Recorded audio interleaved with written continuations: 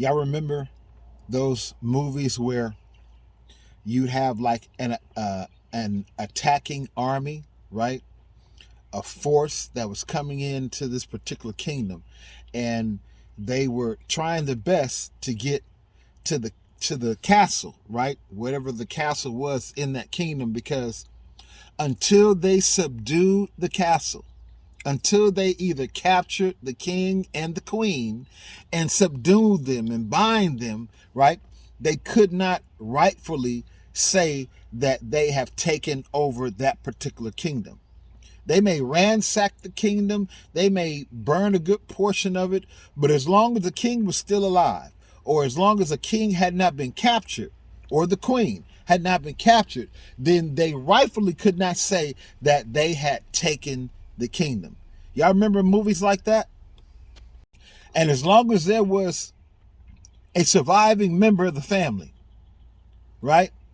They always feared letting anyone survive of the royal family, because at some point later on down that line, that child or sibling or brother or whoever that was in the royal family could come back and lay claim to the kingdom.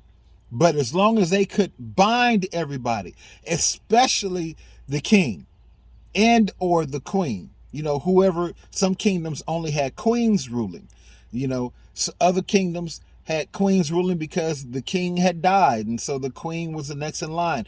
Other kingdoms only had kings that ruled. But if they could bind the king, right, then they could take over the kingdom or lay claim to the kingdom.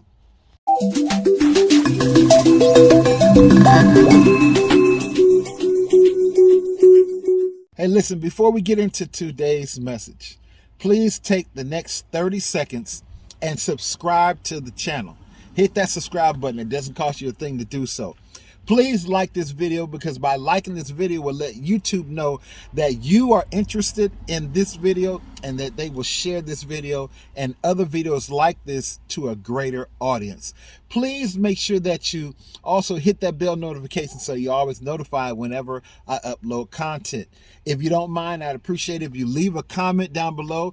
I love to read your comments, right, and respond back to your comments. And by all means, share this video on all your platforms. Now let's get back to the message. I have a brother. It's my baby brother, right? The youngest out of all of us. But he's built like the Hulk. Literally, if you painted his body with some green body paint, he would literally look like the Hulk. I mean, he's a lot much more handsome, but body-wise, he's built like the Hulk. There's no way on God's green earth that I could ever bind him, or I could ever overtake him in a feat of strength, try to subdue him or capture him in some kind of way. Not with my own hands. Yeah, I'd have to have a 38, or something like that. I'd have to have Glock. I'd have to have some extra large handcuffs, you dig? And I'm not even sure if those would be able to subdue him or bind him. You know what I'm saying? He's just that strong. And he's not like this big dude, but he's extremely strong and powerful. It would be next to impossible for me to try to bind him, right? And there are many people out there like that are strong and powerful, and they're tall and they're big and they're intimidating, and when you look at them, you're like, there's no way I could take that dude. This is how we should want people to see us in the spirit, right? We shouldn't want to come across as intimidating, or in this ugly, mean, type of way. But we should come across as strong, but yet humble. We should come across as, we wouldn't be no easy take, but yet approachable, right? People want to exude this aura about themselves that, they big and they bad, and they don't take no mess. Papa don't take no mess, that type attitude, right? Try to portray this hard, rough, thug, gangster type aura, because they don't want nobody to think that they're soft or that they can easily be overcome. So in today's message, we're going to talk about things that bind us, right? Especially by our own mouths and by our own decisions and by our own hands. And there's many things that can bind us, or that we put ourselves in a very binding situation, right? Sometimes it can be, our own mouths, putting, the cart before the horse. In other words, making decisions, making plans, and making commitments, right, that we have not weighed out, we haven't thought through, we haven't sought advice on, and we definitely haven't prayed about, right? We have not asked Yahshua about it. We just went ahead and made a commitment. And now, because of our own mouth, or because of our own hastiness, not willing to wait, not willing to hear from God, not willing to pray, not willing to see if it's the best choice or not, we wind up binding ourselves and putting ourselves in situations that we wish we would not have committed to. We wish that we would have waited. We wish that we would have talked to somebody and got some advice, got some good counsel. This is a lot of times how we bind ourselves, right? We put ourselves in contractual situations that may seem good at the time, but in the long run may not be very beneficial. Now, the scripture today I'm going to be reading into your hearing is coming out of the book of Matthew, the 12th chapter, and the 29th verse. Matthew 12 and 29. And it reads, "Or else, how can one enter into a strong man's house and spoil his goods, except he first bind the strong man? And then he will spoil his house." Again, the question is, how can we be bound? How can we be overtaken? How can we be taken captive, right? Yahshua says, or else how can one enter into a strong man's house? This is your strong man's house. You're the strong man of your house. And this is your house, your body, your temple. This is your house. And you are the strong man. So how can someone, the one meaning the enemy, the devil, his demonic cohorts, someone that means you no good, how can one enter into your house except they bind the strong man, which is you? Or else how can one enter into a strong man's house and spoil his goods?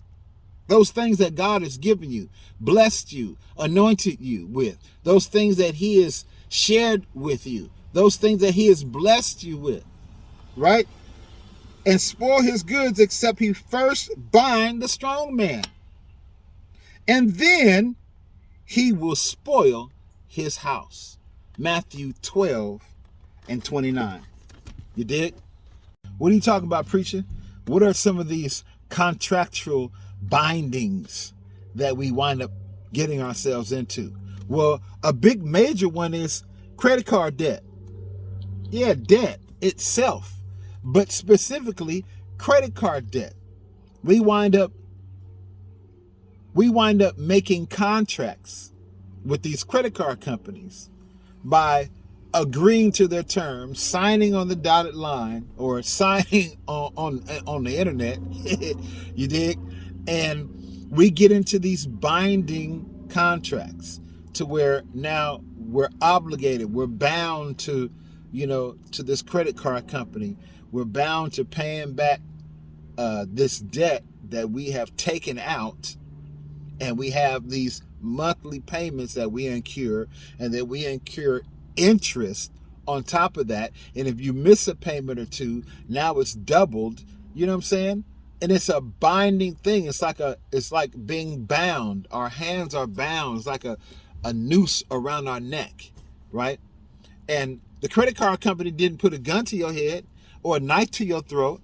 They didn't threaten your children or your spouse or your family members. This is something that we did on our own. And no, we didn't just stop with one. You dig? One wasn't good enough. Being bound, having one hand tied behind our back wasn't good enough. No. We had to go get another, and a third, and a fourth, and a fifth, and a 10th, and a 15th. You dig? And next thing you know, we're trying to figure out how can we get out of this chokehold? How can we break these chains that these credit card companies has on us? If it's not the credit card companies, it might just be your house payment, your mortgage payment, right? You didn't got a mortgage, and you didn't got an adjustable rate mortgage at that. Rather than getting it fixed, you didn't got an arm. And now it's taking your arm, is what it's doing, right? Because at any point, that adjustable rate mortgage can jump. And it can go from 1, 2, 3, 5, 7, 8 points. You know what I'm saying? When they had the first housing crash market back in 2008, between 6 and 8, everybody was on an adjustable arm mortgage, thinking that they was finna get in low and get these houses that people just walked away from. And then people were, getting houses that they knew they couldn't afford. But see, they didn't understand how the arm concept worked. And they got in thinking they only got this small amount of payment. But as soon as that arm jumped, boom, now you were looking at $1,200, then went up to $3,000, and $3,000 and went up to $4,400. You know what I'm saying? These binding commitments, these binding contracts that we get ourselves involved in. If it ain't the mortgage, it's the car loan. When you go down to that car lot, you can't afford that car, but you'll sign on the dotted line to get that car. Now you have binded yourself for 3, 4, 5, 6. They even going 7 years out now. 7 years you've bound yourself to a contract, right? That in the long run, you probably wish that you would have never gotten involved in. What about marriage? People bind themselves in marriage, not understanding what marriage truly is, not having a good spiritual understanding of how, why, and the reasons why God instituted marriage, and how we are to walk in marriage with the person that we're married to, right?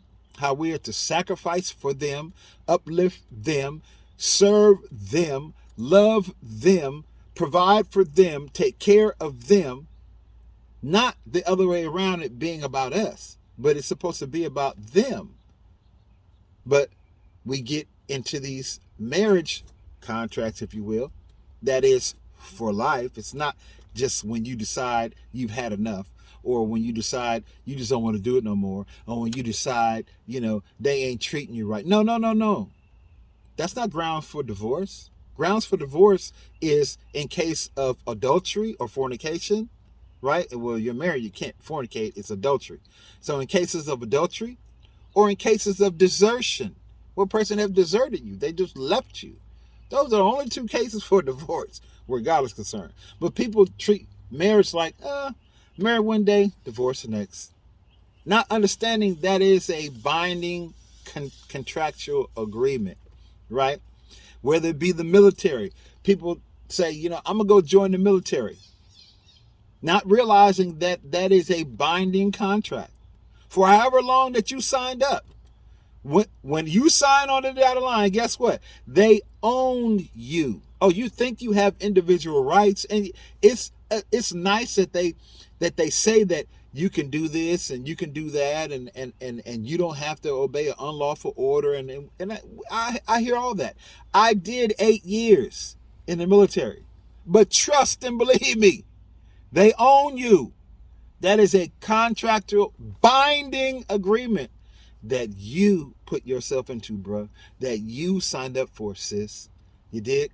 If it ain't the military, it's the gym. We didn't went and joined this gym. We didn't went and joined Planet Fitness. We didn't went and joined Gold Gym. We didn't went and joined Shape. We didn't went and joined, a plethora of gym memberships that are out there that you must sign a contract. And that contract is binding. Whether you go to the gym or not. Whether you feel like going exercising or not. Whether it just happens to be crowded and you say, ooh, I don't want to be around all them people. I'm just going to come back there. And then you don't come back. Guess what? That payment is still due. It's a binding contract. Just the same way as insurance. They got insurance just for everything. You know what I'm saying? Insurance to drive your car. Insurance for life. Insurance for your health.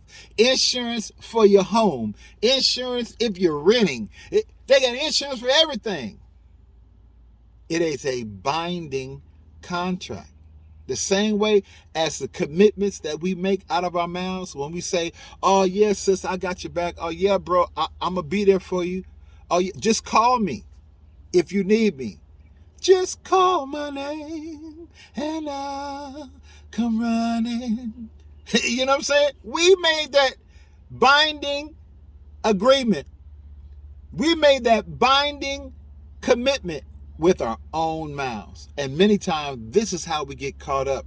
This is how we get in situations and circumstances that we can't find a way out of. Or we say, how did I get involved in this? Because you put that noose, you put that, that straight jacket on. You put your hands out to be cuffed, to be confined, and to be bound. You dig? Let's talk about it. I can't do nothing to you unless you let me in your house. I can ring the doorbell. I can knock to my arm is tied to there's blood coming off my knuckles. You don't have to let me in. But if you let me in and my intentions are not good, though I talk a good game, though, I say all the right things, though I make you feel so comfortable, I make you feel so at ease. But soon as I get 1 foot in the door, and that's all I need, 1 foot in the door, you can't close the door. Now I have access, right? Whether I push my way through, force my way through, however I get my way through, I have a foot in the door because you gave me access. This is what happens with Satan when we give him access to our house. When we give him access by way of sin. When we give him access by way of disobedience to God and to his word. When we give him access by wanting to do things our way and not do things God's way. We'll label and call it living our best life. But living your best life is going to cost you, bruh. It's going to cost you, sis. Trust me. You dig? Because when you're truly living your best life, you're living your life for Yeshua, Jesus the Christ. That's when you're truly living your best life, not when you're living your life for you or living it for someone else. Okay? That's the only way that the enemy can get in is if he first bind you. How does he bind us? Through distractions, through sin, through the lust of the eye, the lust of the flesh, and the pride of life. This is how he distracts us. This is how he gets us off. This is how he gets a foot in the door. And then once he gets in the foot in the door, best believe he's going to do his best to try to bind you. And if you're not prayed up, if you don't know how to repent, if you don't know how to, use your discerning of spirits, if you don't know how to pray, and if you don't know how to cast the enemy out, if you don't know scripture to combat the enemy, then guess what? He's going to bind you. He's going to get you. Well, how's he going to get you, preacher? He's going to get you through a plethora of ways. He's going to get you through pornography. Pornography is a big, rampant sin in today's world. And it just does not affect men. It affects women. It affects boys. It affects girls. Pornography is something that is running rampant. And it doesn't have to be the pornography that, my age group and your age group may be used to. I'm almost 60. It's not that type of pornography no more. Now pornography has become so mainstream. Whether it's on billboards, whether it's on TV commercials, whether it's in magazines and catalogs, whether it's, online through ads. Pornography is running rampant. No, it may not be the hardcore boom, boom, bam, bam type pornography that we were used to, but now it's subtle. It's sensual. It's easy. It's soft. You know what I'm saying? It's what the world would say acceptable. But it's still pornography nonetheless. How else does it get in? He gets in by way of fornication. It's a lot of people out here that's dipping and dabbing. It's a lot of people out here that's, creeping and crashing.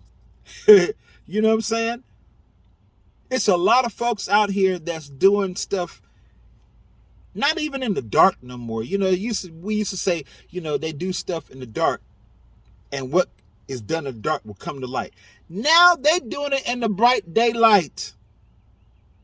They're doing it like Absalom did with his father's wives and slept with them in the broad daylight in the middle of town where everyone could see. It's gotten to that level to where, everybody is sleeping with everybody. They may not admit it, but just look at this, the STD statistics.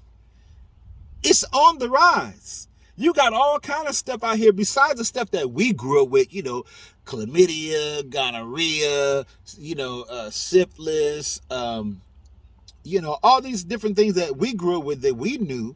But now, you got, besides HIV and AIDS, you got some new stuff on the map that they ain't even got cures for. You dig? And if you don't believe me, just check out Houston, Texas. Check out Atlanta, Georgia.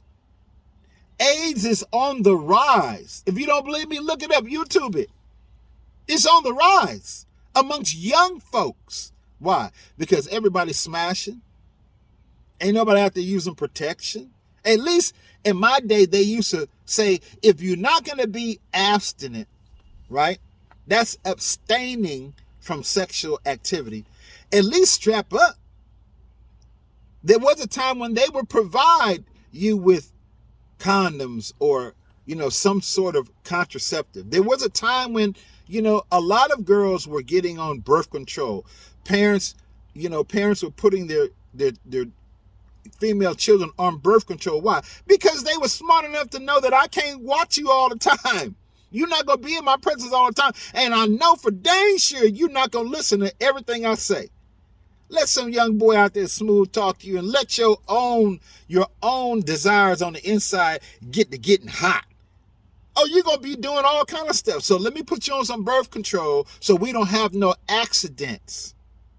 Nowadays, parents don't believe in birth control. They don't believe in telling their sons, yo, you need to strap up. If you're going to be out there doing stuff that you ain't got no business doing at your age, and that you're not married and you're not financially prepared for, you need to protect yourself. And if you really care about this other person, you need to protect them. Oh yeah, fornication is a big, big binding stronghold that the enemy uses to enter into your house. Why? Because as soon as you lay down with this person, guess what? He ain't got a foothold. He ain't got a foot in your door. Right? Lying is a big binding chain type thing. When people lie, ain't got no reason to lie. You shouldn't be lying in the first place. But they lie just because, for the sport of it. Just because I want to see if I can get you. I want to see if I can dupe you. I want to see how gullible you are. So I'm going to lie. I don't want you to see the truth. I don't want you to see the real. I don't want you to see the hurt. I don't want you to see the pain. I don't want you to see the lack. I don't want you to see how I've fallen in my thoughts and my perception and the things that I believe. So I'm going to lie. But when you lie, you give the enemy access to your house to be able to bind you, to be able to go before God and say, hey, God, I got access because they was lying. They was lying on your name. They was lying about what you said. They was lying about who they were in you. They were lying about, they finances and they taxes and they job. And they was lying about where they went and who they saw and where they was at. They was lying about a plethora of things. They was lying on them texts. When they be texting, they just lying. Why? Because they think can't nobody see them. Ain't nobody going to be checking. You know what I'm saying? All the emails, they just lying. Epstein files. They just lying. Oh, there's no evidence. Oh, there's nothing. There's no one else to convict. Oh, we don't know who are all these other people that had something to do. Just lying. This is how the enemy gets a foot in the door. This is how he can enter into the home and bind the strong man. You thought you were strong. If you so strong, what you lying for? If you that strong, why is there a need to lie? Because true strength comes from God. And God is love. And God operates in truth. He doesn't operate in lying. So what's the point of you lying? Right? Bearing false witness. Just lying on God, just lying on the man of God or the woman of God, just lying on the church, just lying and talking about, I seen it. Let me tell you what happened. I seen it all. I seen everything. Let me give you the rundown. And you ain't seen that. You came in on the C part. You was late for the B part and totally missed the A part. But yet you want to give and be a witness about what happened. And the witness that you're giving is a false witness. You didn't truly see. You don't truly know. You got your information third and fourth and fifth hand. Not even first and second hand. But we're so quick to talk about the Lord said, and God told me, and just prophesying all over the place. Being a false witness and bearing false witness. Right? What about drugs and alcohol? This is another way how the enemy gets his foot into your house. Did nobody tell you to go buy that alcohol? You went and did that. Nobody tell you go down to the cannabis club and get that weed? You did that. Didn't nobody tell you to open it up, pour it in a cup, put it to your mouth, and drink it down? And if you did just one, why couldn't one just be enough? But you had to go 2, and you had to have 3 and 4. Right? Because you have no self-control. You don't know how to just take a glass of wine, let that be enough. No, you got to have 2, 3, and 4. You don't know how to just, you don't know how to consume cannabis. Not that you should be consuming anyway. But you don't know how to just consume an edible.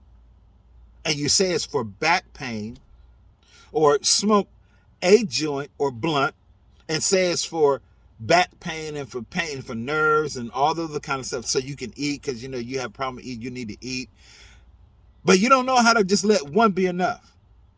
But it's 2 and 3 and 4. You know what I'm saying? So all these things that the enemy uses, adultery, for you married folk, for you husbands and you wives, right? Instead of you being happy with what you chose that spouse, you chose that woman, you chose that man for whatever reasons you chose them. But now it's not enough. Whether it's their body, it's not enough. But you chose that. But you want this over here. Don't you know that everything is going to fall? Don't you know that everything is going to shift? Yeah, I know they have procedures now, and you can go get this done, and you go get that done, and this lifted, and this tucked, and this sucked out, and this enhanced. But even those lift and tucks and sucked out and enhanced, they're going to eventually revert back. The whole point is you chose this person. Now all of a sudden you're no longer happy with them. So now you're going to go step out on them. It's not enough to say, well, they just don't, they don't make my heart go pity pat no more. Maybe you need to have a conversation to find out what's going on with you. Well, they just don't do it like I like no more. Again, maybe you need to have a conversation and find out what's going on. Maybe it's something going on with them. Maybe it's something mental or it's something medical related. Maybe it's something, spiritually where they've had a shift in some of the, stuff that you used to do before. And now they don't feel like either that's right or it's holy or it's what God would have them do. And so now they don't want to do that. Now you got an attitude and so you finna go get it outside? No, you need to have a conversation with the person that you chose to bind yourself with for life. Not because they just ain't hitting it the way that I like them to hit it. Not because they don't do some of the perverse things that I was into at one time. So we got to look at all these things, how the enemy can get a foothold and bind us. Whether it be murder, right? And I'm not just talking about physically murdering somebody. I'm talking about the emotional murder that we do to people. I'm talking about the spiritual murder that we do to people. I'm talking about the mental murder that we do to people. Whether it's with our mouths that we kill someone, whether it's with our actions, right? Through conniving and planning and scheming that we kill somebody, whether it's through, how we look at people and how we judge people. Yeah, murder is running rampant. Emotionally and spiritually and mentally. Okay? Slander is a way that the devil can get a foothold in your house. By you talking about people and what you're saying about people isn't true. Even if it's just half truths.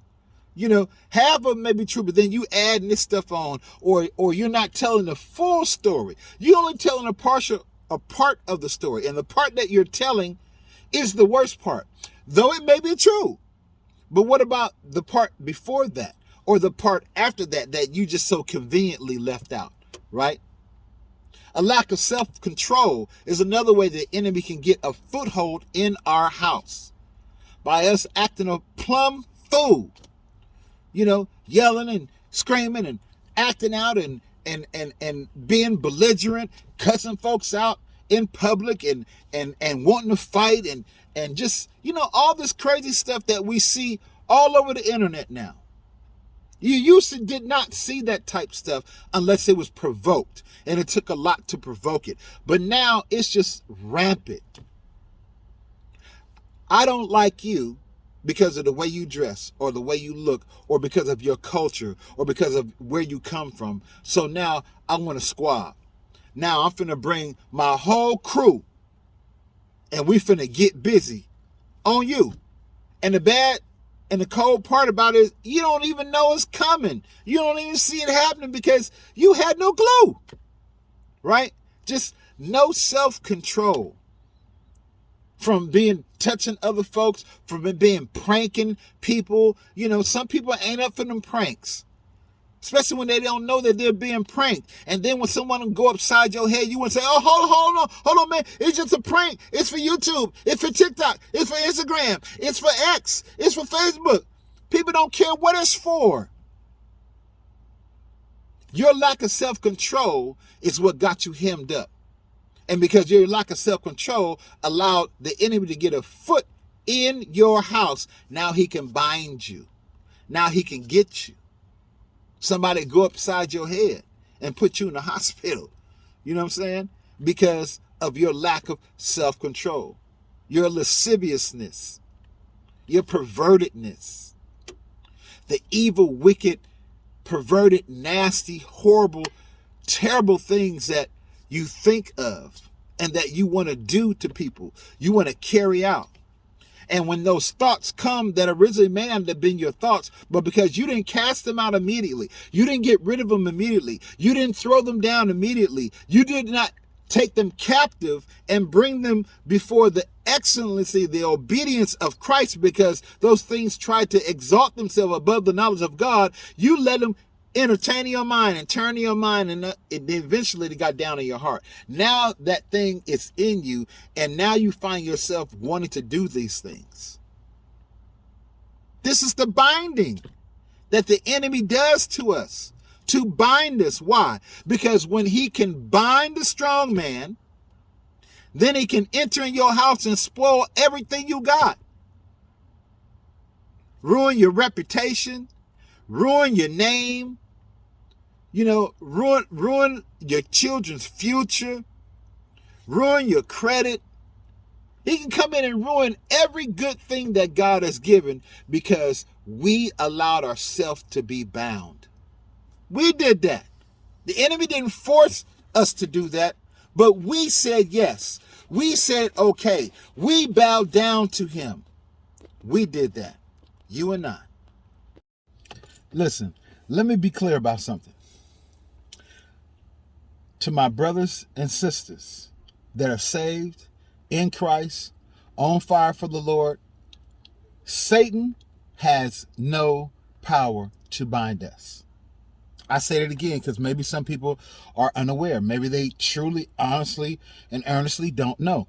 Satan and his cohorts, his imps, his demonic forces, okay, they have no power to bind us that are saved and love Yeshua, Jesus the Christ, right? Except that we let him, except that we let him in our house, except that we give him a foot in our door. How is that? By way of saying yes to him, by way of accepting the things that he says, and we let entertain in our minds and our thoughts, and then those same things that we entertain, they get down into our hearts and they take root in our hearts, and then those things that take root in our hearts come out of our mouths. This is the only way that the enemy can come in and bind us, is if we give him place. But as long as we are resisting him, as James 4:7 says, resist the devil and he shall flee from you. Right? As long as that we are praying on a continuous basis, which we should be praying all the time, continually and constantly. We should be in prayer, like Luke 18:1 tells us. Rebuke the devil when he tries to plant that stuff in your mind. Rebuke the devil when he tries to come up and run up on you through whoever he may be using at the time. Just like Jesus rebuked Peter, said, Satan, get thee behind me. He wasn't rebuking Peter. He was rebuking the enemy that was trying to use Peter. So we need to walk in our discerning authority and discern when the enemy is trying to creep up through somebody, through family, through our church members, through whoever, and rebuke that enemy. As it says in Jude 1:9. If we are doing these three things together, if we are consistently praying, if we are resisting the enemy, and if we're rebuking him, then there is no way. It is impossible. I say it one more time for the people in the back that may be hard of hearing. It is impossible for the enemy to get a foothold in our house and bind us as being the strong men and spoil our goods if we're doing those three things: praying, resisting, and rebuking. You dig? Your man Levon, be blessed on today. I hope this message blesses you. I hope it inspires you and encourages you. And please, by all means, share this message with everyone that you know. You dig? Make sure that you let them know that as long as they are praying, resisting the enemy, and rebuking the enemy, that he cannot get a stronghold in your house and bind you as a strong man. Encourage them in the word. Encourage them in the Psalms and let them know that it is impossible for him to come in and bind you if you're doing those things. If you're being obedient to God's word and loving and showing kindness. Y'all please ignore the yard man. He's doing the yard, you dig? Again, don't let even something like that, the yard man, be a distraction from you being able to get this word. Don't let the enemy get a foothold in your house, because if he gets a foothold, then he can bind you with the things that we watch and hear and the things that we say. He can bind you with your disobedience. He can bind you with not wanting to line yourself up with God's word and say that you're living your best life. Don't let the enemy bind you. Be free in Yahshua, Jesus the Christ. You dig? Your man Levon, I'm out. Remember Lamella E, to love, uplift, motivate, to inspire, to learn, laugh, encourage, and enlighten. That is this channel's purpose, and that is my mandate. And please don't forget to subscribe to the channel. Leave a comment down below. Share this message on all your platforms, and by all means, like this video. Hit that bell notification so you're always notified whenever I upload content, and I'll see you in the next video. I'm out.